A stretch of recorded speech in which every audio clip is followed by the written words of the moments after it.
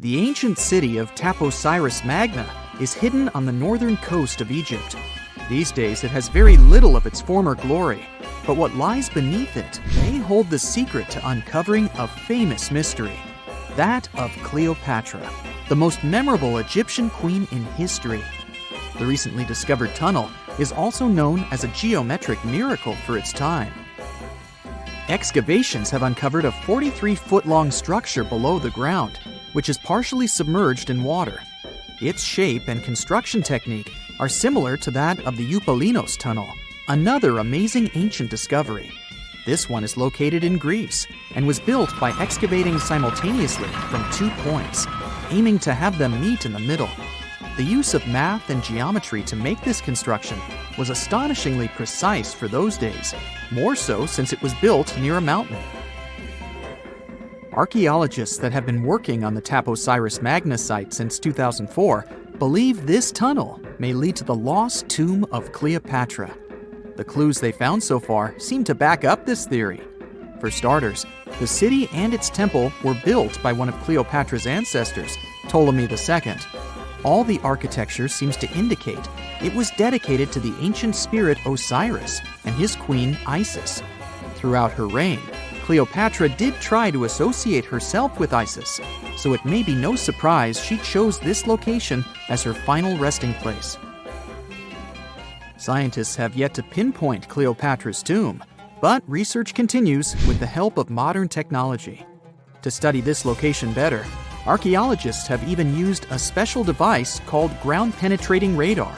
This tool allows us to analyze what lies beneath the ground without being intrusive. Since this tunnel is so old, research needs to be done very delicately. Seeing pictures of what's underground before you start digging is incredibly useful and has been done here since 2011. Finally discovering Cleopatra's tomb may help us piece together her story, especially what might have happened during the last portion of her life, which is still surrounded by mystery. We still don't know the exact cause of her passing. Some believe she may have let herself be bitten by a poisonous Egyptian cobra. Others have suggested that she was well accustomed to toxic substances, even hiding some in her hairbrush in case she ever needed it. But that's not to say she chose to use it on herself. We do have a lot of other interesting information on Cleopatra that's equally as impressive, like the fact that she had a stylist. Most of the images you've seen depicting this famous queen show her wearing black eyeliner. This look was put together by Airas, a woman known to have been her personal beautician. She traced the long line from her eyes to her temples, a makeup technique still used today to enhance the eyes. Airas was an important figure throughout Cleopatra's life, known also as her confidant and close friend. There are even theories that suggest Airas was there by her side when she passed away. Despite her well-thought-out looks, Cleopatra wasn't as pretty as she's described. Or at least, that's what recent research has pointed out. Sure, if we look at movies and modern imagery, she's depicted as this incredibly beautiful woman with symmetrical and delicate features. However, if we look at coins showcasing her image from back in the day, her looks are rather average. Her image on the coins might have been adjusted, too, to make the queen look stronger in the eyes of her people. So there is no trusted source available to confirm her image, but her description in most pieces of ancient literature speaks of her other qualities, like her voice and personality, not of her beauty. Cleopatra might have been the most famous Egyptian queen to this day, but she wasn't the first choice. She did have an older sister, Berenice, that was initially supposed to take the throne. Berenice passed away before she could do that, so Cleopatra took on the role and began investing in her education. She traveled throughout the country quite frequently, so she could become accustomed to her people and their needs. She was only 18 when the responsibilities were passed down to her, and immediately gained popularity because of her intelligence and education. Her taste in literature was quite good too. She was known to be a fan of Homer, the famed Greek philosopher and poet. Cleopatra loved to write as much as she loved to read.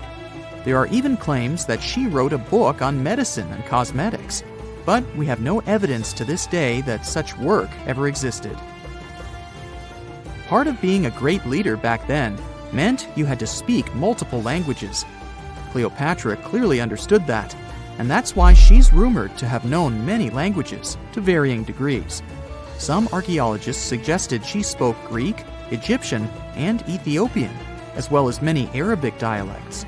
She might have even spoken Latin, but there's little evidence to support this claim. She might not have had angelic looks, but Cleopatra was really careful with the way she looked, even with her diet. She was known to have enjoyed simple meals, including a variety of fish. Since she lived close to the Mediterranean Sea, it's really no surprise. As a treat, she liked to eat stuffed pigeons, which she also served to her guests. Other dishes on the menu included vegetables and fava bean soup. Fruits and nuts weren't missing from her diet either, and she was also a big fan of honey. Recently, a team of experts has even tried to recreate her famous perfume. Think of it like the ancient equivalent of Chanel No. 5. Cleopatra was known to be a fan of luxurious scents, which she believed could even influence how people treated her when they met. The basis of this scent is myrrh, a resin gathered from a local tree. Other ingredients added to the mixture were also found back in the day, like cardamom, olive oil, and cinnamon. The results may not be quite as delicate as the perfumes we know and use today. Its consistency was way thicker, and the scent lasted way longer. When she was at the height of her power, Cleopatra might have been the richest person in the world. Back in the day, she ruled over a territory that stretched across the Mediterranean, from modern-day Libya in the west through Egypt to Syria in the east. This is the largest territory ever ruled over by a woman. In today's currency, her worth might have been somewhere around $95 billion. The calendars we use today may have been introduced by Cleopatra herself. She presented the idea of leap years and leap days to Caesar, the Roman emperor she was known to have been close with. Taking her advice, Caesar made these adjustments part of the official Roman calendar. The ancient Egyptians already knew the year was longer than precisely 365 days. They discovered this by studying the brightest star in the sky, called Sirius, and concluded that a year is actually 365 and 1/4 days long. It was Elizabeth Taylor that famously introduced Cleopatra to pop culture when she played her in the 1963 film bearing the same name. Up until that point, it was the most expensive film ever made. It was originally supposed to cost somewhere around $2 million, but ended up costing a mind-boggling $44 million. That's mostly because of script and production issues. To make this iconic movie, producers created 79 sets from scratch, as well as over 26,000 costumes for the cast. Elizabeth Taylor's Cleopatra costumes alone cost somewhere around $200,000. Thankfully for the producers, the movie made headlines and was well received by critics, making it a box office success. A lot of people associate Cleopatra with another famous Egyptian ruler, King Tutankhamun, nicknamed King Tut. Surprisingly, apart from both of them being Egyptian pharaohs, they have nothing else in common. For starters, King Tut lived around 1,300 years before Cleopatra did, and there is also no connection regarding their ancestry. Cleopatra had Macedonian Greek roots, while King Tut was a native Egyptian. Deep inside the heart of the Amazon rainforest lies a cave so massive, it defies logic. Stretching for 2,000 feet, this tunnel is so big a human could easily walk around inside of it. Its walls are etched with deep, mysterious claw marks. But this is just one of many. If you travel to the south of Brazil, you'll stumble upon over 1,500 similar caves, ranging from modest tiny burrows to massive passageways. These are not your average spooky, bat-filled caverns. They're what researchers call Paleo burrows, also known as ancient underground structures dug by creatures so colossal, they make modern elephants look small. Whatever creature dug those tunnels displaced 800 elephants worth of dirt. I know, it still looks like a normal cave, but experts noticed this one was special because the walls were too neat and rounded, and the floor was too smooth. Besides, no water or erosion leaves such signs of serious digging power. These Brazilian caves are the largest geological records of animal activity on the planet. It's like stumbling into a prehistoric house made by creatures the size of cars. To unlock this mystery, researchers analyzed the scratch marks on the walls and realized they had probably been made by giant ground sloths, a species called valgipes, which could weigh nearly 9,000 pounds and eat your average annual menu in about 3 days. Despite being huge, these animals were not earthbenders. They had to work in groups if they wanted to dig such long tunnels. This is why scientists believe many sloths shared the same tunnel and dug it together. Even some giant armadillos may have helped with the digging. After all, they were ridiculously skilled excavators and lived there too. Okay, but why would a giant sloth or armadillo need a 2,000-foot-long underground lair? Great question. And the truth is, scientists aren't totally sure. It doesn't make sense for them to dig tunnels this massive just to escape predators, especially since the tunnels were big enough for a saber-toothed tiger to crawl in, for example. So, unless they installed prehistoric security systems, this theory has holes. Haha, pun intended. The best bet is probably climate. Back then, everything was drier and colder, and some species of giant sloths were living their best lives back when Earth was transitioning between cold and warmer periods. Their big bodies usually protected these animals from temperature changes, but drastic fluctuations probably made them hide in order to survive. Besides, just like modern sloths, giant sloths probably had a hard time maintaining their body temperature, and going underground for a while is a great way to protect your babies and save some energy. After all, the bigger you are, the more energy you spend. Some scientists believe these tunnels might have had rotating tenants. One sloth moves in, digs a bit, leaves some scratch marks, moves out. And sometime later, another one crashes there and adds its own decor touches. A hostel for ancient megafauna. All evidence points to a more timeshare situation than a prehistoric private property. After all, these creatures weren't exactly social butterflies. Most sloths and armadillos usually keep things strictly one-on-one, just mom and baby. Yeah, dad sloth stuck around only for the good part. But you probably noticed one tiny detail here. These guys are not around anymore. They went extinct 11,000 years ago, right around the time humans started to get popular on Earth, when another ice age was ending. In fact, 80% of all mammals that were heavier than 2 pounds disappeared then. The first culprit is, of course, the usual suspect: humans. Around 10,000 years ago, a wave of skilled hunters using distinctive tools like spear points spread across North America. The theory goes that American animals weren't used to this new predator, making them easy targets. Once the big plant eaters started vanishing, the big meat eaters followed. They didn't have enough food to survive, and it wasn't just excessive hunting that caused some damage. Early humans may have also harmed ecosystems in ways that made survival harder for large species. But wait, there's another suspect: climate change. Around the same time, Earth's climate got a major shakeup. The climate was going from super cold to only slightly cold. Just so you know, Earth's temperature was about 46 degrees Fahrenheit, making seasons change and plants perish.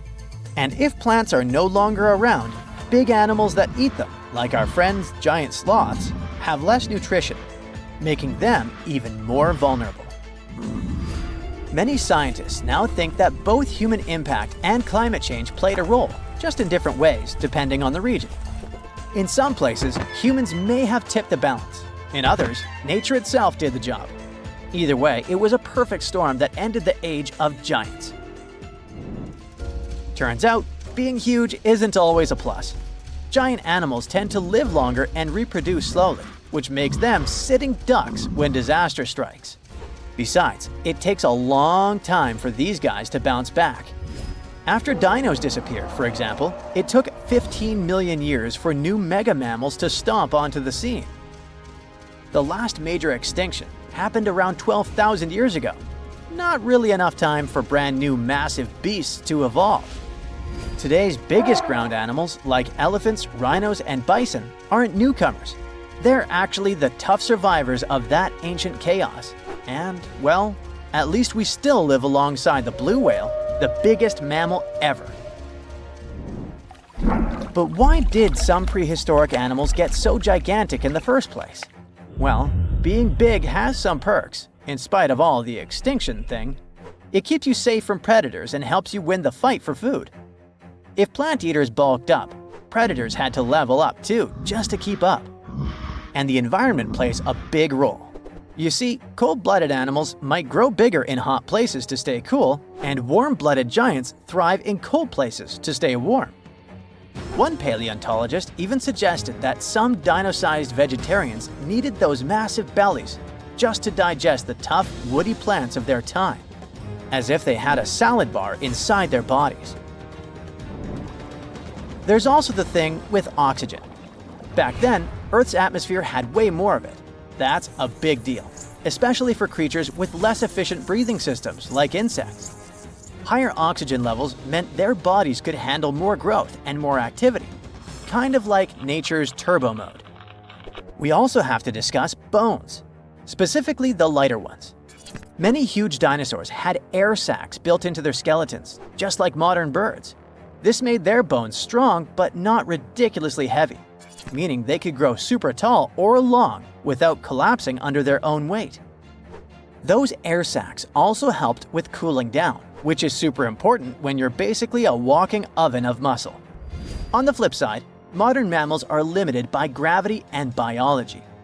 Bigger bodies need stronger hearts, lungs, and blood pressure just to keep functioning, and land doesn't offer much support. This also explains why whales got even bigger than dinosaurs.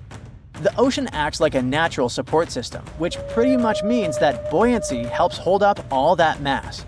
So blue whales can hit a jaw-dropping 330,000 pounds without turning into pancakes. On land, that kind of size would be a serious health hazard. So ancient giants weren't just freaks of nature. They were the result of the right mix of air, food, physics, and environment working together in just the right way. The whole extinction event surely is a bummer for giant sloths that worked as gigantic engineers of nature, but it surely prevented us from sharing the planet with insects the size of crows, like some types of griffin flies or millipedes reaching almost 6 feet in length. Yikes! Now, if you'll excuse me, I'm going to appreciate modern sloths. Slow, small, and thankfully incapable of terraforming the landscape and giving me insect-related panic attacks. Scientists have recently discovered Leonardo da Vinci's hidden passages under a medieval castle in Italy. They followed a newly found 15th century sketch by the creator of the Mona Lisa and found one of the unexplored architectural wonders from the age of the Renaissance. Construction of the Sforza Castle started back in 1358, but it was destroyed about a century later during a local crisis. Then, in 1450, Francesco Sforza, the Duke of Milan, decided to rebuild it on the old ruins. After he passed away, his son Ludovico took over and kept improving the castle. He brought in some of the best artists of the time, including Leonardo da Vinci, to decorate its walls. We can still see Leonardo's frescoes today in the Room of Wooden Boards. While he was working at the castle, da Vinci also recorded some historical underground passages hidden beneath the outer wall. The drawing, dated between 1487 and 1490, was found at the Institut de France in Paris. The sketch is highly precise, and it proves that Leonardo was really interested in fortification design and was great at documenting existing structures. Historical records show that Ludovico ordered the building of an underground passageway that led straight to a basilica, where his wife was buried. Ludovico married Beatrice in 1491, and they had a happy but tragically short marriage, as Beatrice passed away while giving birth in 1497. The Duke locked himself away for weeks, grew a beard, and wore only black clothes while he was mourning his beloved wife. The secret tunnel may have stretched over a half a mile and would let Ludovico visit her grave in private. It could have served as an escape route if the castle was ever under siege. The existence of the tunnels remained one of the mysteries of the Renaissance for years, as no one knew for sure they were there. But now, scientists finally uncovered the secret history. They used a combination of ground-penetrating radar and laser scanning to build up an accurate 3D model of all the structures under the castle. They found the tunnels Da Vinci alluded to in his drawings, and it looks like they may have only been a small part of a whole system of historical underground passages. The goal is to create a complete digital twin of the castle that will not only show all the preserved constructions, but also the ancient ones that are no longer visible. They also plan to add augmented reality to the virtual paths to let visitors discover Leonardo da Vinci's hidden passages. Now, we don't know if the genius actually took part in constructing the hidden passages that scientists recently discovered, but we do know about some other Leonardo da Vinci inventions. He created the first satellite-like map in 1502, long before photography or satellites were even a concept. A famous figure in Italy, Cesare Borgia, invited Leonardo to a small town called Imola, near Bologna, to create a highly detailed map for him. Back then, maps were not very precise, as no one had figured out how to show exact distances on a smaller scale. Instead, people spent a lot of time decorating them with dragons, roses, fancy castles, mountain ranges, flowers, and other artistic details. These maps look more like beautiful paintings meant to be displayed, rather than practical tools for navigation. But Cesare Borgia wanted something truly functional, and Leonardo managed to create something revolutionary in the field of cartography. If you compare satellite images of Imola today with Leonardo's map, the similarities are striking. He captured every alley, curve of the streets, roadways, and even the exact sizes of the buildings. And he did it all by hand, using just a pencil, ruler, compass, and several of his own clever inventions. To gather all the necessary data, the genius walked through the streets for weeks using a large wheel that spun as he moved, recording the distance with a cable. Using the magnetic compass, he determined precise directions. He also developed a tool called the bussola, which measured angles inside a circle. With this, he could track the exact turns of each street and the size of the intersections. He figured out the distances between houses and major roads. Then, back at home, he used his notes and calculations to draw the map to scale with incredible precision. In his work, Da Vinci also used a technique developed by Florentine humanist Leon Battista Alberti. He created a mapping method where you could place an entire city inside a circle using polar coordinates. At the center of the city, 8 straight lines met, representing the main directions of a compass. Leonardo used this system to divide the town into 8 sections. He didn't overlook even the smallest buildings, which made his map one of the most advanced of its time. The Italian genius had a big dream to build a machine that could let people fly. He studied how birds, bats, and kites moved through the air and designed a special flying machine.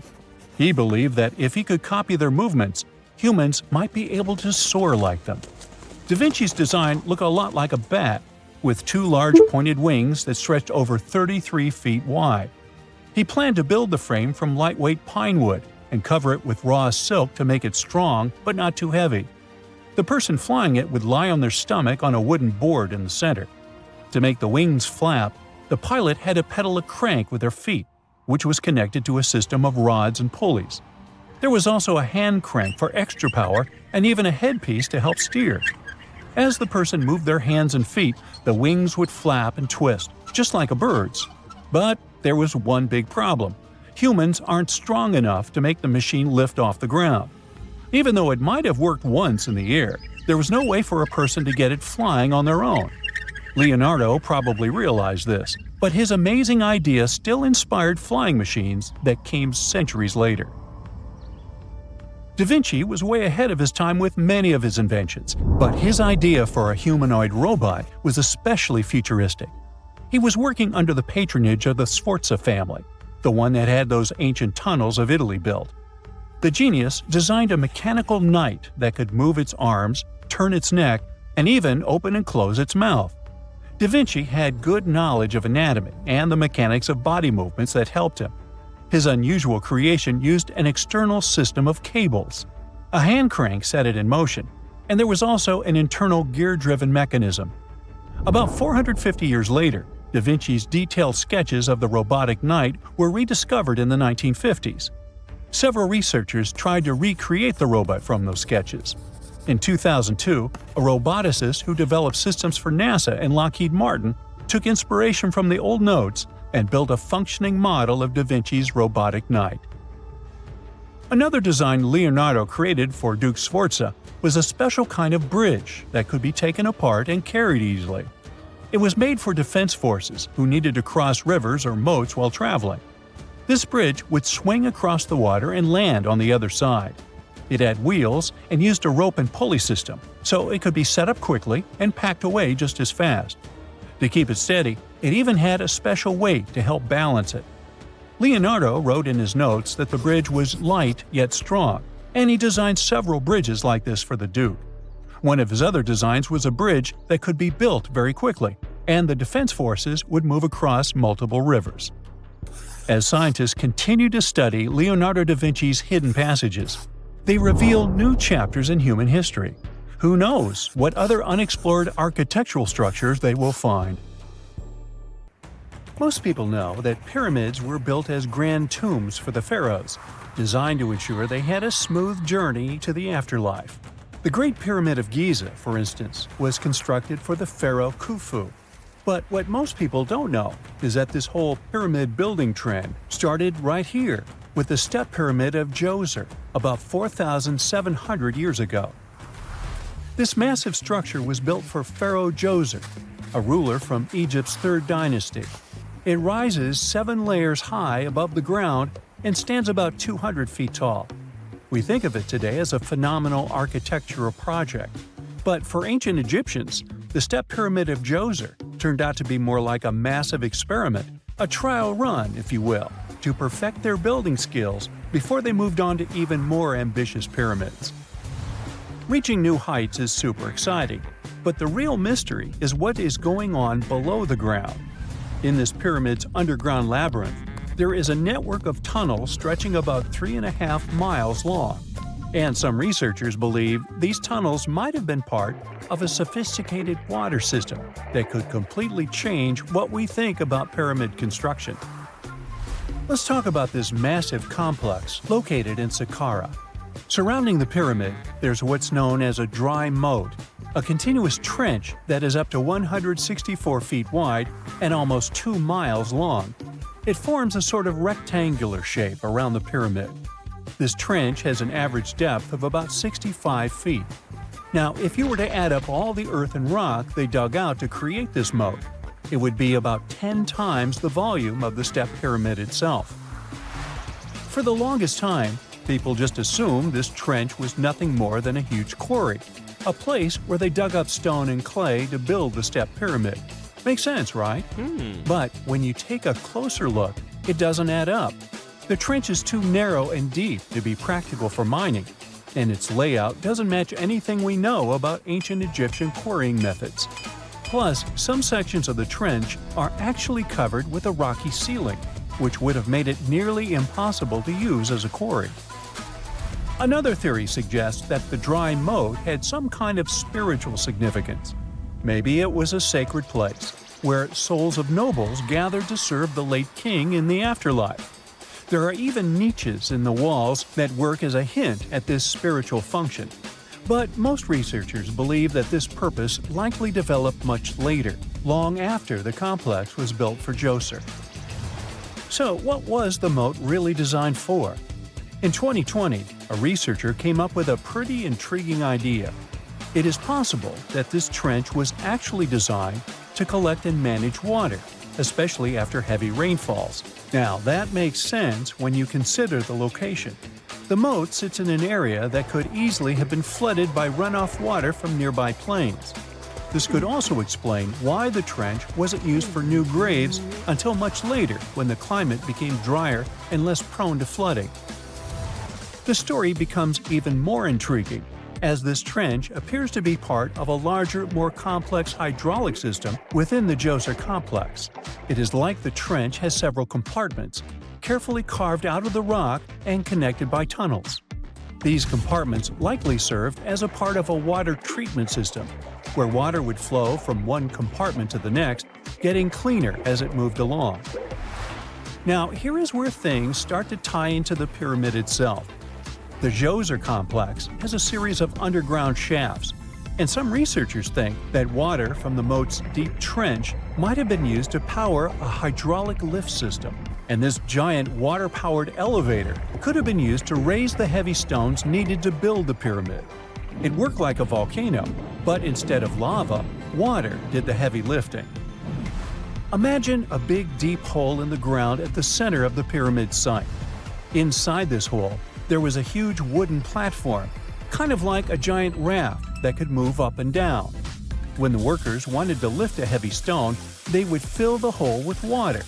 As the water rose, the wooden platform started to float up, carrying the stone with it, almost like a giant water-powered elevator. When the stone reached the right height, the workers slid it off the platform and onto the pyramid. The idea is that water from the deep trench, after being cleaned and filtered, would flow into these shafts. A massive float, possibly made of wood, would then rise as the water filled the shaft, lifting the stones up to where they were needed for construction. Once the stone was in place, they'd let the water out, lowering the platform back down to the bottom, ready to lift the next stone. This fancy hydraulic lift system could have been a game changer, making the whole building process a lot faster and more efficient without using a lot of workforce. It is like the ancient Egyptians were already embracing the whole idea of work smarter, not harder. But of course, not everyone is on board with this theory. Some experts argue that the area where the step pyramid of Djoser was built couldn't have held enough water from occasional rains to maintain such a fancy hydraulic system. The main theory suggests that, in the past, there might have been some kind of lake nearby that would have filled up after a period of rain, and this lake could have supplied water to the complex's hydraulic system. But there is no mention of such a lake in any ancient Egyptian writings, so it might be more of a what-if situation than a reality. And then there's the issue of the hard work itself. Remember when I said this method could have allowed the ancient builders to raise stones with far less effort? Well, that might not be entirely true. According to some experts, just building this hydraulic device would have required a lot more heavy work than simply moving the stone blocks using good old-fashioned manpower. And let's not forget, the step pyramid of Djoser is like a baby pyramid compared to those that came later. The stones used for Djoser's pyramid weighed, on average, about 660 pounds each, which is nothing compared to the more than 2.5-ton blocks used later for the pyramid of Chephren. If this cool water lift theory gets completely ruled out, we still need to explain how this pyramid was built in the first place. To answer that, we need to rewind a bit and talk about the original plans. See, before Djoser's tomb became a pyramid, the idea was to construct a simple mastaba.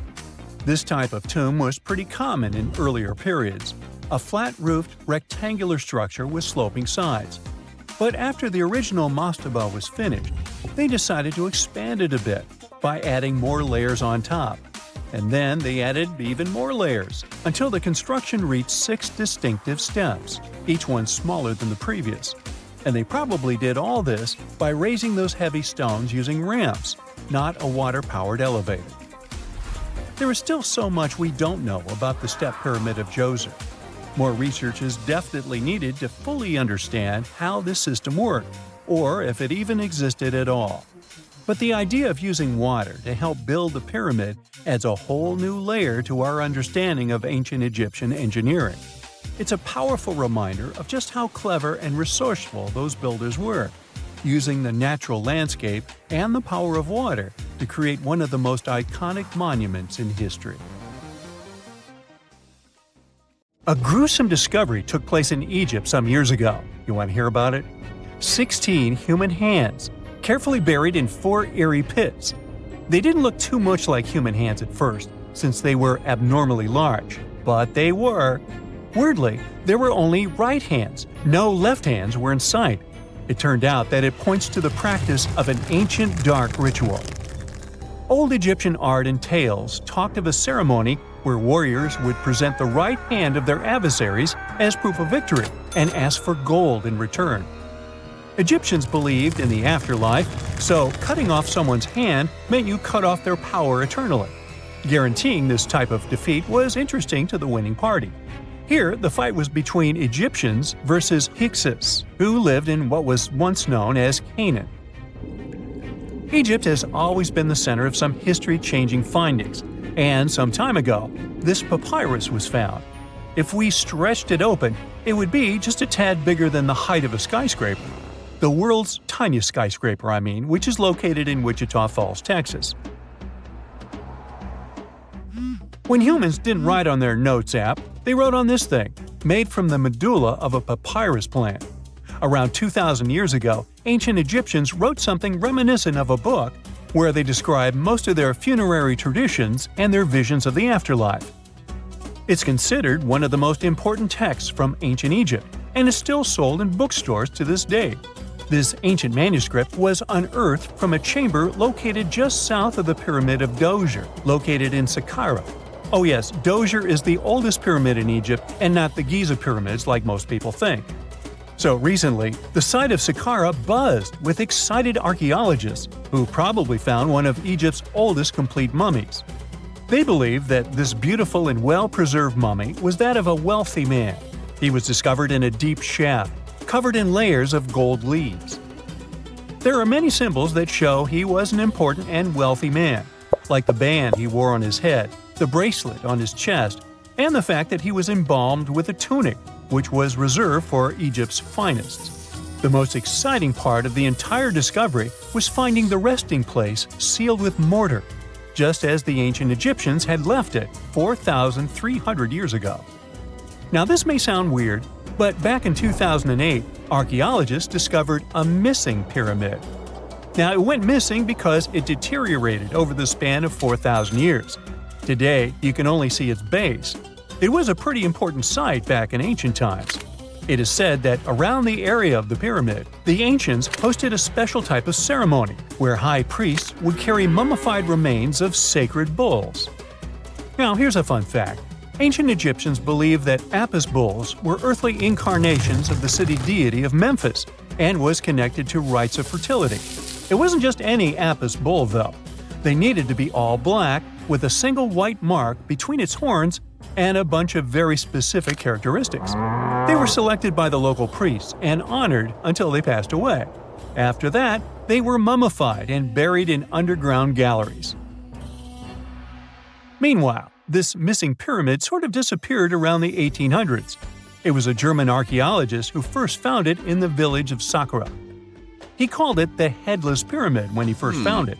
But then, years after the official discovery, the desert sand came along and covered the whole thing. There were some excavations between the 19th and 20th centuries, but they weren't too systematic. That's why scientists were so thrilled when they dug an entire pyramid's base after removing the 25-foot mound of sand that was covering it. Oh, and it turns out American archaeologists are excavating a cemetery in Egypt that could contain over 1 million mummified bodies. So far, archaeologists have dug around 1,700 mummies. One of the main differences from other classic Egyptian mummies is that these people weren't kings and pharaohs. They were commoners that most likely lived about 1,500 years ago, when Egypt was controlled by the Roman and Byzantine empires. The name of the cemetery is cool though, the Way of the Water Buffalo, just in case you want to check it out on your next trip. Other than bulls and buffaloes, ancient Egyptians also liked baboons. Are you seeing a pattern here? In the beginning of the 20th century, archaeologists discovered a site filled with mummified baboons in a place called, guess what? The Valley of Monkeys. An animal wouldn't have been mummified if it wasn't considered important. Certain animals were more important than others, since they were linked to specific deities. Jackals were connected to Anubis, the ancient god of the afterlife, and cats were likened to the female deity Bastet. Baboons were a pretty big deal, since they were believed to be connected to Thoth, the deity of wisdom and advisor to Ra, one of Egypt's supreme deities. The archaeologists who studied these animals weren't too happy. They think these baboons were kept inside and were deprived of sunlight for most of their lives. They had extreme vitamin D deficiencies and they were poorly fed. Maybe Thoth got angry with these baboon keepers. Just a guess. Since there's never a boring day for archaeologists in Egypt, they also found human mummies with golden tongues. Since Egyptians were all about the afterlife, they believed that golden tongues might help a person speak once they pass to the other side. I mean, it's a long shot, but hey, why not? Some of these mummies were placed in wooden coffins with goods, such as necklaces, pottery, golden artifacts in the shape of lotus flowers and scarab beetles, and iPhones. Just kidding. A new temple was also unearthed recently in Egypt. Scientists believe it was dedicated to honor Zeus Cassios. That deity would be a cross between Zeus, the almighty Greek deity of the sky, and Mount Cassios. While digging around the Sinai Peninsula in Egypt, archaeologists spotted 2 pink granite columns poking out of the ground, and bingo. They believe these columns represented the temple's front gate and collapsed during an earthquake many years ago. And speaking of deities, there weren't only super serious deities. Recently, scientists unearthed a golden ring in a city south of Cairo. No, Frodo, it's not magical. It was a normal gold ring, but it had the depiction of the deity of fun, officially named Bes. This deity is often described in sacred texts as a happy chubby dwarf. Today, many tattoos we get are sorta deprived of any sense and are made of aesthetic purposes only. In ancient Egypt, though, women would get tattoos as a token of protection for childbirth. That's what scientists think, at least. Around the Nile region, scientists found some mummies that had well-preserved tattoos, which is a rarity since the skin deteriorates so easily. 2 of these women tattooed their lower backs, and the drawings were simple. They were mostly pictures, including that same chubby dwarf we just talked about, Bes. He also had a side hustle as the protector of women during childbirth. Now, would you believe me if I told you ancient Egyptians invented robots? No? Well, that's because that's not entirely true. Sure, they were astronomers, mathematicians, and engineers, and somehow they also squeezed an eccentric invention into that package. An automated deity some scientists called Hathor. This wooden statue had been in the Metropolitan Museum of Art for years before someone noticed its secret. With the help of an X-ray machine, specialists discovered a mechanical operating system inside it. The pulley-like axis goes from the statue's shoulder to her left leg. When the system rotates, the statue raises and lowers her hand. Hey, pick me! I got my hand up here. Secant, cosine, tangent, sine, 3.14159. Yeah, that was the cheer we heard coming from the Trigonometry Club back in the day. For the rest of us in math class, terms such as sine, tangent, and pi were just bewildering. Who invented these and why? Was their only purpose to make it harder for students? Well, not quite. Trigonometry was invented by the ancient Egyptians. They needed this knowledge to construct pyramids, and they did a pretty good job too. The Great Pyramid in Giza still stands today, some 4,500 years after it was built. No recalls either. So let's get out of that classroom and on a journey through time to reveal the secrets behind the ancient Egyptians' precision. Here you are, standing on the Great Pyramid's construction site, some 9 miles from Cairo. Well, the city still isn't there, as you're surrounded only by the desert and teams of construction workers. They're transporting large stone blocks weighing 2.5 tons each. They're inside a wooden sled that sits on large rollers. A crew of 8 men rolls these blocks along the ground. You immediately think of the rollers on a supermarket cash register. The principle is exactly the same, but the scale is greater, much greater. Scientists estimate that the Egyptians used 2.3 million such blocks in the Great Pyramid alone. And the block in front of you is one of the lighter ones. The heaviest of them weighed up to 15 tons. But where did all these blocks come from? Most of them originated from quarries around Giza. It's not that impressive, you think? But wait until you hear how ancient engineers transported the granite used in construction over 500 miles to the pyramid. There were no railways or highways back then, but the mighty Nile was always there. Researchers even believe that the Egyptians dug a canal to connect the Nile directly to the pyramid's construction site. All they had to do then was to wait for the flood season to begin, and voila! The rising water levels floated the heavy stone blocks for them. But how did they lift the enormous stones on dry land to stack them up to the top? Did they use oversized cranes? Well, ancient Egyptians worked around this problem, literally speaking. One of the workers is now pointing to the giant ramp going around the pyramid they're building. This is how a mountain road zigzags its way to the top. If the ramp went directly to the top of the pyramid, then workers couldn't pull the stone blocks along it. It would be too steep. Scientists have calculated that 8% could be the maximum incline. So ancient Egyptians just extended the ramp around the pyramid. Again, these are all theories, as the ramp could have been inside the pyramid, as some researchers suggest. The exact building method is still a mystery, guarded by the Sphinx. That's its real name, right? Wrong. As the Great Sphinx is just the statue's alias. You know, the name writers take when they want to hide their true identity, or a singer's stage name. The Sphinx's real name, translated from Egyptian, means Horus in the horizon. That was the name for the Egyptian deity of the sky. The trail of mystery doesn't end there. As a man walks past you with a bucket of paint, he's going to add a touch of color to the Great Sphinx. Researchers found specks of this red color next to its ear. That was some strong paint, as it survived for thousands of years. You are now standing straight in front of the Sphinx. You look up. It's very tall, right?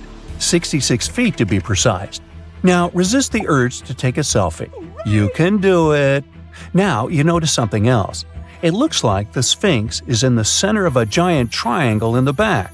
That's one side of the Great Pyramid. And no, your eyes are not playing tricks on you. The Sphinx really does sit in the center of the pyramid's lateral face. Here's where math comes in handy. A pyramid has 4 sides, called lateral faces. There's also a 5th face, the base, but that's not visible. It's, wait for it, face down. The Sphinx has one last mystery to reveal: its age. Scientists agree that Pharaoh Khafre built the Sphinx.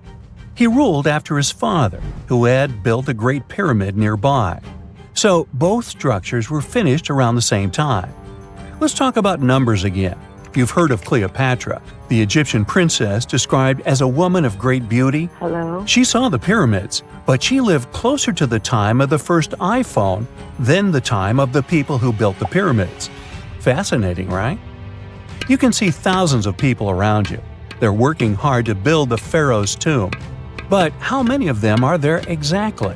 One Greek philosopher estimated there were as many as 100,000 workers. Seems like an okay number for such an enormous structure, but it can't be true. Science simply can't back up this number. Egyptologists put the total number of workers at 30,000. And yes, Indiana Jones was one of them, at least on the big screen, but he showed up late. Egyptologists know a lot about the pyramids, but not everything. Not because they don't want to, but because they haven't yet dug up enough evidence. They can only guess how the building process went. First, engineers would arrive to choose the right spot and do the necessary measurements. That's why they needed all that complicated math. Then, it's time for sourcing the material, the large stone blocks I mentioned earlier. When boats deliver them to the site of the future pyramid, workers can finally do their thing. They operated in smaller groups, but there were at least 2,000 of them chiseling and carving away at any given time. Sounds like a typical construction site today? Well, that's because it is, just thousands of years ago. It's amazing what ancient Egyptians were able to achieve with just copper and stone tools. The pyramid is now complete in front of you. But is it the same pyramid we see today? Why is this structure shining bright in the desert sun? Isn't it supposed to be a dusty yellow color? Well, no. Human activity and the elements have completely stripped the outer layer of stones over time. Expert craftspeople polished these blocks using nothing but stone and sand. The end result was a smooth and shiny rock. On the day it was completed, the Great Pyramid of Giza was a perfect triangle of light. Its polished sides acted like giant mirrors, reflecting the powerful Egyptian sun. This is the point where you should put your glasses on, and that shiny thing you see at the pyramid's very top is actually gold.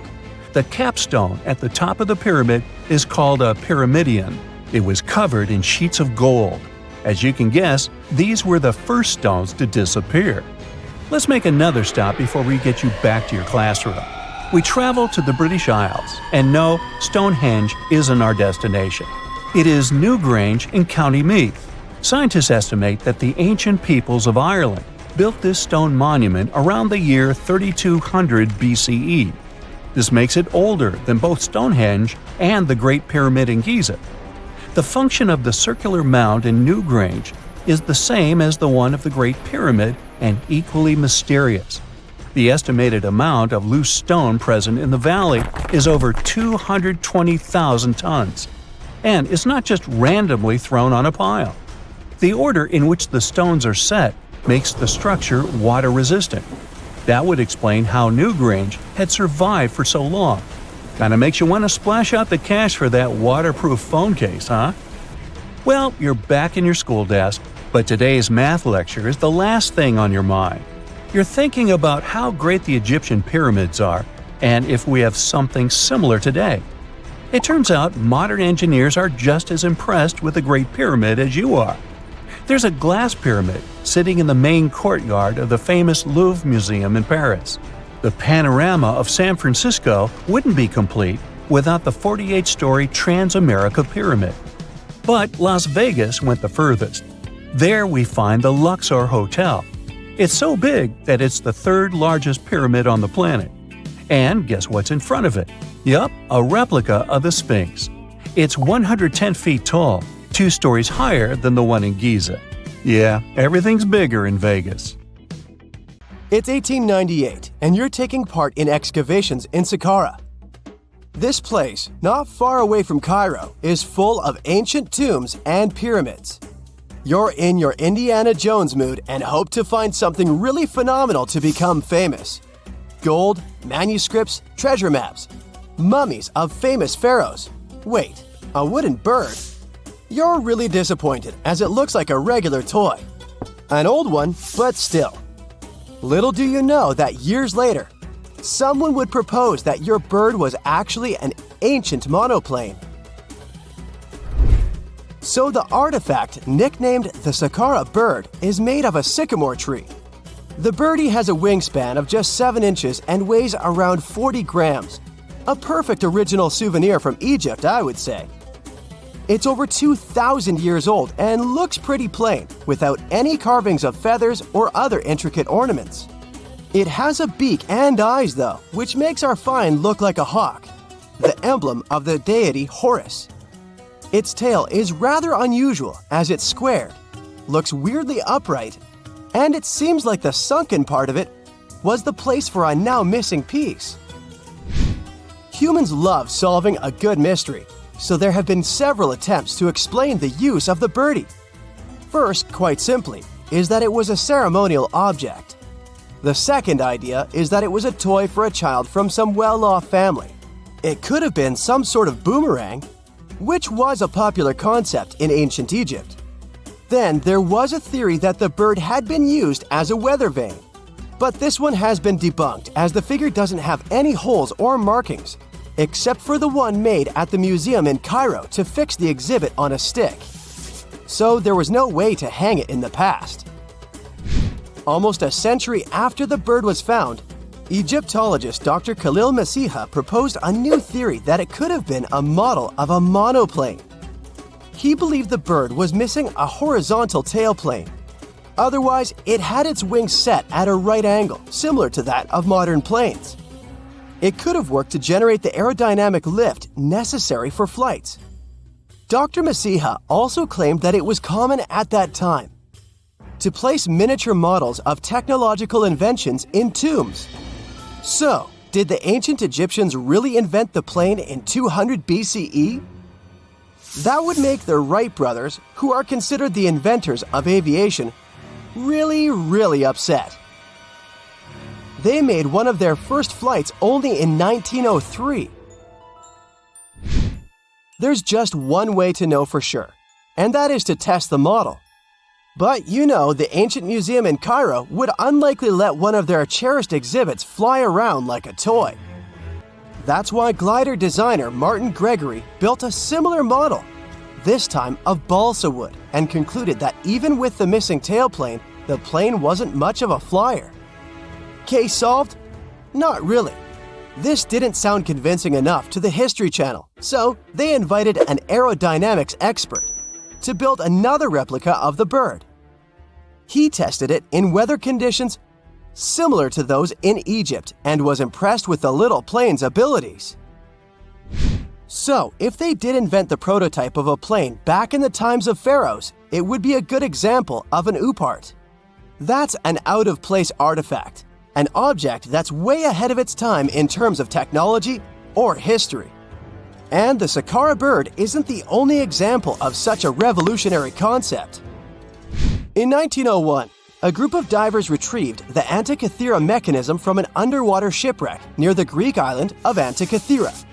It's been dubbed the world's first analog computer, and it's currently dated around 100 BCE.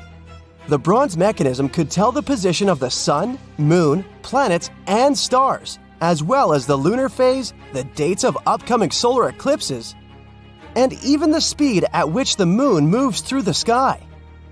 No one's sure who used it and how or where it was made. But it's obvious that it's extremely precise and way too advanced for its time. The first flushing toilets in the world were invented in the middle of the 20th century. Just kidding. The ancient Minoans on the Mediterranean island of Crete and the Indus Valley civilization both came up with this brilliant invention at the same time, around 4,000 years ago. The plumbing and sanitation were so well done that no one managed to design anything better until 2,000 years later. One ancient Minoan lavatory was discovered at the Palace of Knossos. It looks like it had a wooden seat set over a tunnel that directed water from a rooftop reservoir to an underground sewer. Other varieties got water from jugs. Only the super rich people could afford all this glory. So if you wanted to shop for real estate back then, the flushing toilet would be a telltale sign you were in the rich neighborhood. Automated doors became a cool, seemingly new invention back in 1931. But the technology behind them is actually much older. Think the 1st century CE old. Mathematician and engineer Heron of Alexandria came up with a hydraulic system to open and close temple doors. To bring it into action, you need to light a fire to produce heat. There was a brass pot under the fire, half filled with water. The inventor connected the brass pot to containers that acted as weights. When the fire was burning, the water moved into the containers. They went down and pulled the ropes. It was nothing like a supermarket door that opens in front of you before you even have time to think. Heron's door took hours to open, and there was no way to stop the process. That's why they only opened the doors once a day before people entered the temple, to add some mysticism at the temple during ceremonies. Spooky. Looks like the first ever battery was invented in Baghdad around 2,000 years ago. A German archaeologist found this oval-shaped clay jar in 1938. Scientists are still not sure what purpose it served and who exactly invented it. There is a theory that it was used for electroplating objects with precious metals. When they filled it with a weak acid like vinegar, the battery produced around 1 volt of electricity. Another theory says it was a vessel for sacred scrolls. Would you like to buy contact lenses designed by Leonardo da Vinci himself? In 1508, he invented a glass lens with a funnel on one side. You were supposed to wear it with water inside to improve your vision. Sounds a bit uncomfortable, doesn't it? So, around a century later, French scientist René Descartes decided to improve the idea and make the cornea contact the future lenses. Contacts because they contact your eyes. Get it? The glass tube with liquid did help improve vision, but blinking was sadly impossible. 2.5 centuries later, new technologies in the glass industry let scientists design contacts that would fit in the eye and even let the wearer blink. Thanks, guys! Still, those lenses were made of heavy blown glass and didn't let the eye breathe. About 50 years later, contacts became plastic, lightweight, unbreakable, and scratch-resistant, but still covering the entire eye. And then, in 1948, an English optical technician accidentally sanded down a plastic lens and figured out they'd still be in place even if they covered only the cornea. Imagine you're living in 19th century London and need to send a message to New York. It would have taken about 10 days to get there by ship. So when delivery time went from days to hours in 1858, it was a true sensation. The first message was sent by Queen Victoria herself. It was all made possible thanks to the transatlantic telegraph cable, running under the ocean. Sadly, the new cool invention only lasted a few weeks. It took years to bring it back to life. For over 3,000 years, no one knew this place even existed. And then, out of nowhere, archaeologists digging near Alexandria uncovered something absolutely shocking: a forgotten Egyptian city. This place is buried under Greek ruins, hiding secrets that could rewrite the history of pharaohs and their armies. And one of the artifacts, which looks like a simple wine jug, changed everything. We thought that we already placed all the important parts on the map of ancient Egypt: pyramids, Thebes, Luxor, Alexandria. But nope, the map just got an update. The new city was a big deal, and it's about 3,400 years old. It's just been discovered at the site called Kom el Nugus. This place is located west of Alexandria and tucked between the Mediterranean and a saltwater lake called Lake Mariud. This discovery raised a few eyebrows. Scientists thought that this place used to be empty and that it was only settled by the Greeks in about 332 BCE. But it turns out that people lived in Kom el Nugus way before that. When archaeologists were digging through Greek ruins, they started noticing something unexpected: mud brick walls. Yep, you know, the pyramid type. That's the kind Egyptians built during the New Kingdom. These mud bricks were made from mud, clay, sand, and straw. These ingredients were mixed with water and dried in the sun, not baked. Egyptians used them for thousands of years to build houses, temples, palaces, and yes, the pyramids. Of course, other civilizations did use mud brick too, but Egyptian mud brick is kinda quirky. They used straw that grew in their regions, layout styles, and mortar. That's what helped the experts realize that Egyptians used to hang out in Kom el Nugus. That alone raised eyebrows, and then they found more: an entire street layout, buried structures, and even a temple built by Ramses the Great himself. His name speaks for itself. This guy was one of the most famous pharaohs in all of Egyptian history. He ruled ancient Egypt for 60 years, fought huge battles, and just loved building tons of stuff like that temple. People loved him so much that later pharaohs literally pretended to be him or wrote his name on their buildings. That's when archaeologists realized that they weren't looking at some dusty mud bricks of a tiny village. That's an entire buried city. They immediately started digging more. Turns out the whole place wasn't random. It was built with great care. The streets had drains to stop rainwater from damaging the soft mud brick walls. There were also small tomb chapels with writings about soldiers. This suggests this place might have been the military base, and that changes a lot. In ancient Egypt, when the military showed up, there must have been a reason. So what was it? Protection? Conquest? Control of something important? In the case of this city, it was probably about wine, water, and trade on the edge of the desert. What's even crazier is that we still don't know just how big it was. The team has only uncovered part of it so far.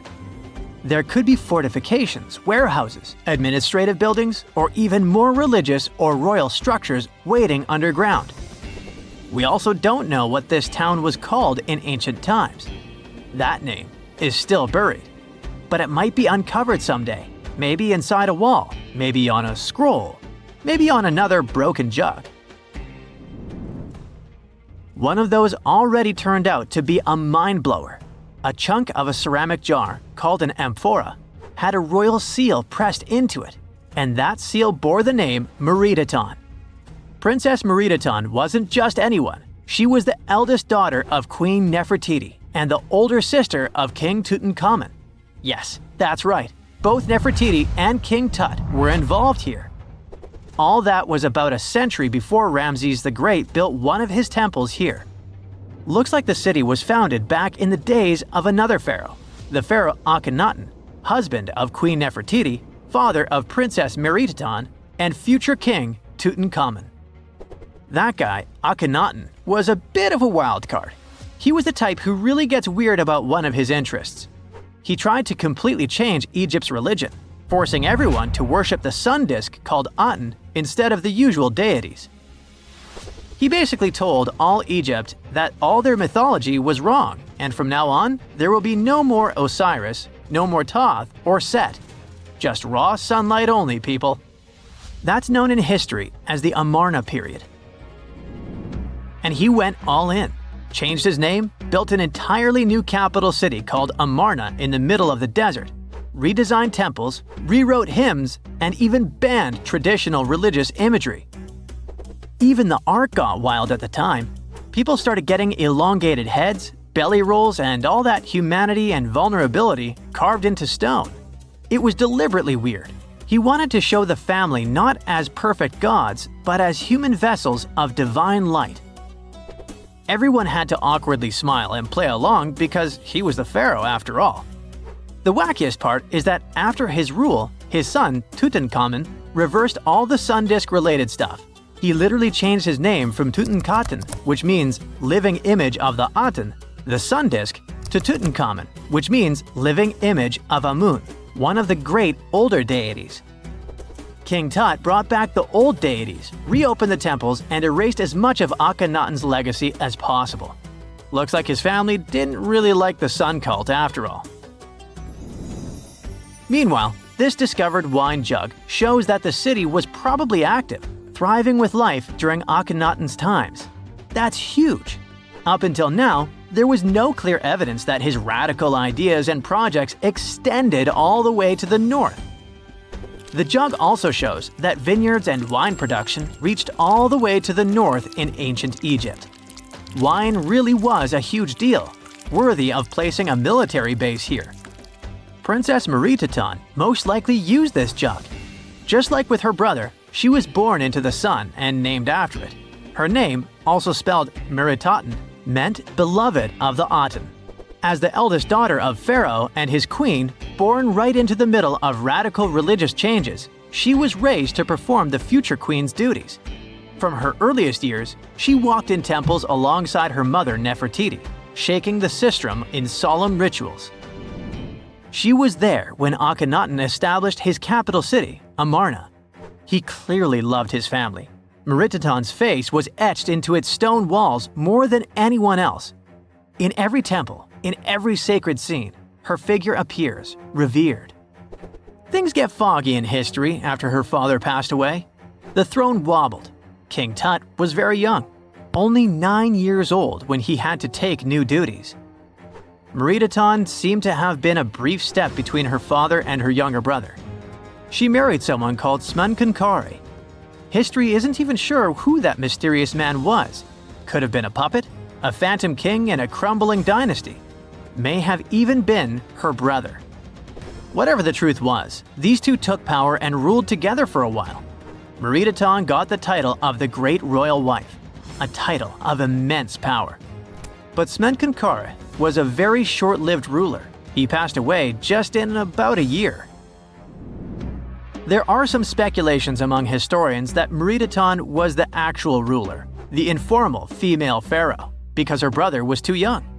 Some theories say that she raised Tutankhamun and became a sort of queen regent, mentoring the child who would be used to restore the old order. But all this is unconfirmed. It's very hard for historians to find information about that time, because the Amarna period was later condemned. The successors wanted to wipe away Akhenaten's heresy and everything attached to it. This included Meritaton. So even if she ruled, even if she mothered Tut, they tried to bury her in the sands of history. In any case, perhaps this new uncovered city will tell us more about the mysteries of the Amarna period, one of the most chaotic periods of ancient Egypt. Not many civilizations are as mysterious as ancient Egypt. A powerful empire that lasted over 3,000 years. It gave us pyramids that still stand and myths that still inspire. It's one of the most explored places on Earth, yet somehow, we still find exciting stuff.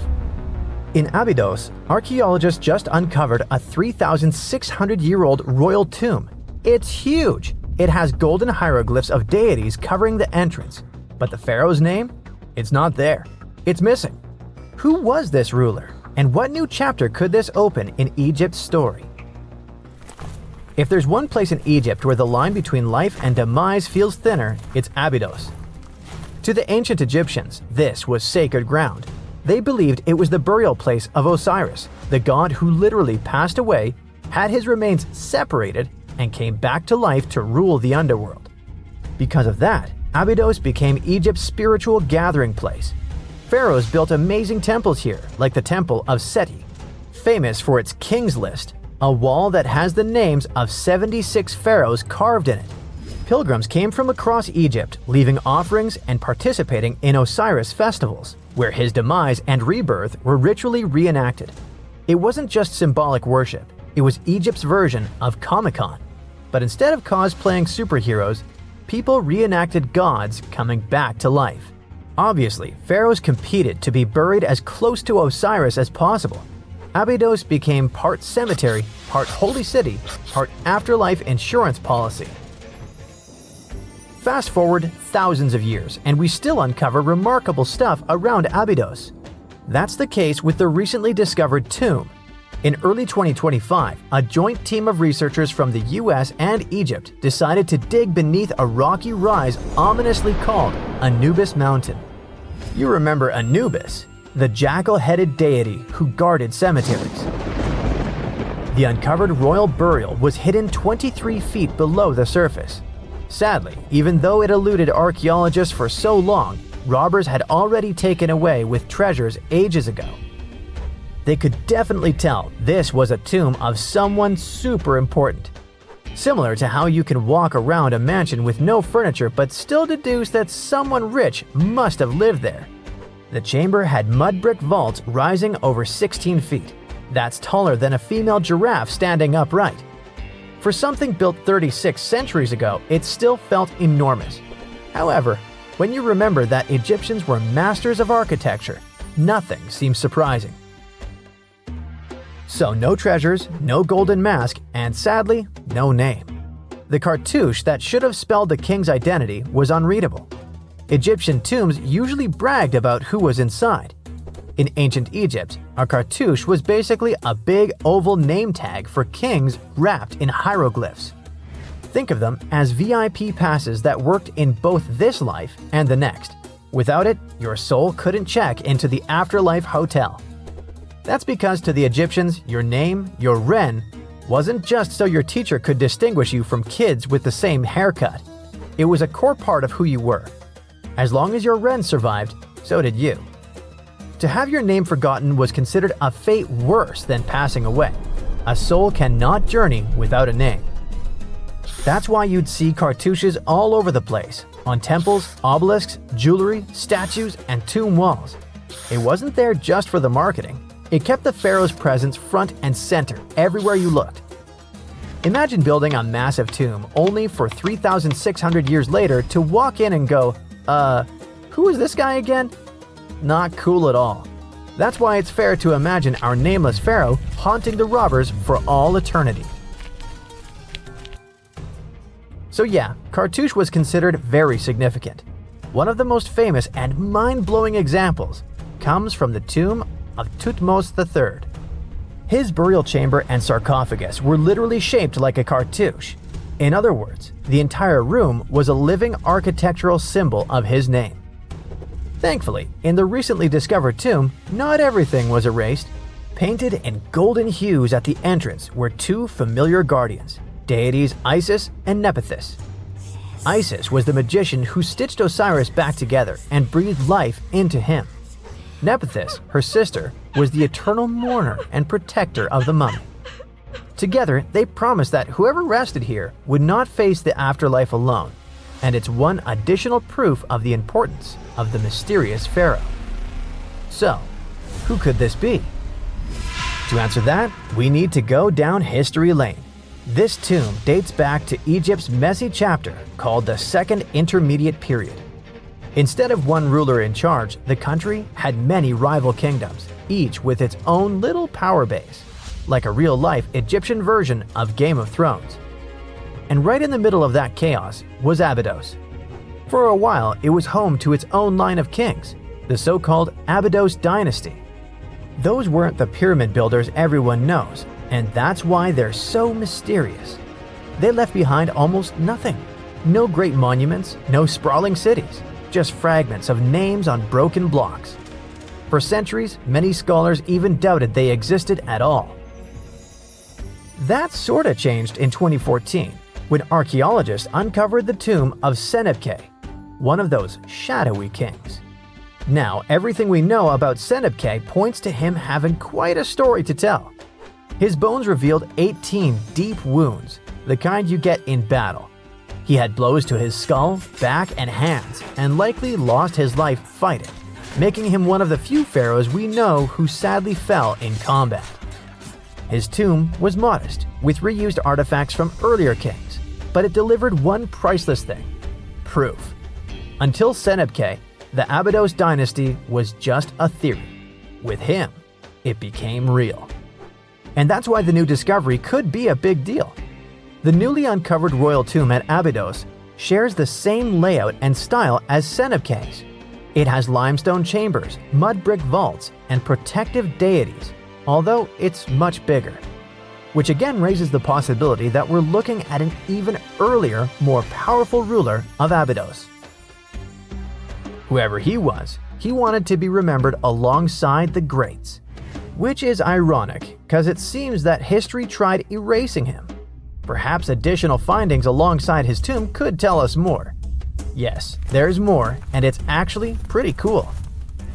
Not far from Abidos, in the village of Banawit, archaeologists uncovered a Roman-era pottery workshop. Yeah, you heard that right, a pottery factory close to a pharaoh's burial ground. The site had huge clay kilns, storage rooms, and even broken shards called ostraca. They were basically ancient sticky notes, except instead of shopping lists, those had receipts scratched onto them in Greek and Demotic Egyptian. Little records of everyday transactions, the kind of thing you'd never expect to find near a lost dynasty king. Honestly, the potters missed a chance. Forget boring receipts. They should have been selling Osiris's mugs and Anubis figurines to pilgrims and tourists. But that's not all. It seems that centuries later, during the medieval period, the same ground became a cemetery. Archaeologists found mud brick graves with skeletal remains. This could mean that Abidos kept its aura of significance for hundreds of years after the Age of Pharaohs. So why this hill again and again? Is this place really a getaway to the afterlife? It is, after all, the very place where Osiris is said to rest. That belief lingered like a shadow for thousands of years, strong enough to pull in pharaohs and later medieval families. Different rituals, same sacred ground.